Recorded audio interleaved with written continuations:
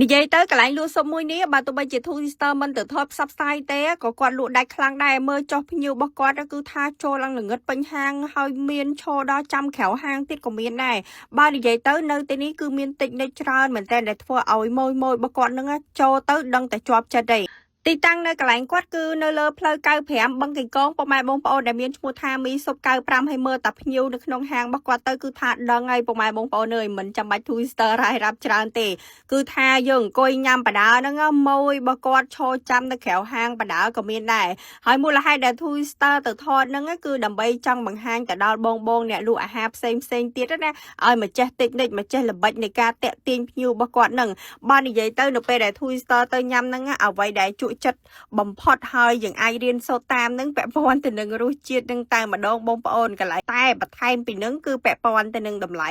នៅកន្លែងនេះគឺសមរម្យមែនតែនបងប្អូនមីស៊ុបរបស់គាត់មួយចានត្រឹមតែ 5000 ទេបន្ថែមសាច់គោ 6000 អញ្ចឹងណាហើយអាពិសេសហ្នឹងក៏សមរម្យទៀតបងប្អូនអើយសាច់គ្រប់មុខមានឆ្អឹងស៊ុបមានអីមានបាក់សៀកមានអីតែ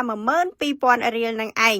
ហើយបើថាចំនួននៃការលក់របស់គាត់វិញបងប្អូនបើថាគាត់លក់ពីព្រឹកដល់ល្ងាចមួយថ្ងៃលោដល់500ចានក៏មានដែរក៏ប៉ុន្តែបងស្រីប្រាប់ថាគាត់លក់តែមួយព្រឹកទេពេលវេនថ្ងៃវេនល្ងាចហ្នឹងមីងគាត់អ្នកលក់ទៀតអញ្ចឹងណាគឺគាត់បែងចែកវេនគ្នាហើយចំណុចដែលតាក់ទាញម៉ួយហ្នឹងឲ្យទៅកាន់តែច្រើនគឺពាក់ព័ន្ធទៅនឹងការរុះរាយរបស់អ្នកលក់នឹងផ្ទាល់តែម្ដងបងប្អូនអាហារយើងធ្វើឆ្ងាញ់ហើយតម្លៃសមរម្យហើយបើសិនជាអ្នកលក់មុខមកឲ្យក្រោយមើលគឺមិនកើតទេប៉ុន្តែកន្លែងគាត់វិញចាទោះបីជាគាត់លក់ដាច់ញាប់ដៃញាប់ជើងយ៉ាងណាក៏ដោយប៉ុន្តែទឹកមុខស្នាមញញឹមការសួររបស់អ្នកលក់ហ្នឹងគឺធ្វើឲ្យយើងអ្នកតែញ៉ាំនេះគឺថាមានភាពកក់ក្ដៅណាយើងញ៉ាំអាហារឆ្ងាញ់ហើយបានអ្នកលក់រុះរាយទៀតហើយនេះគឺជាប្រភេទមីគោក៏ពុកម៉ែបងប្អូនអាមុននឹងគឺថាមីទឹកយើងយកពិសេសហើយសម្រាប់ខាងនេះគឺជាប្រភេទមីគោនិយាយទៅកន្លែងគាត់គឺទំនងមែនតែន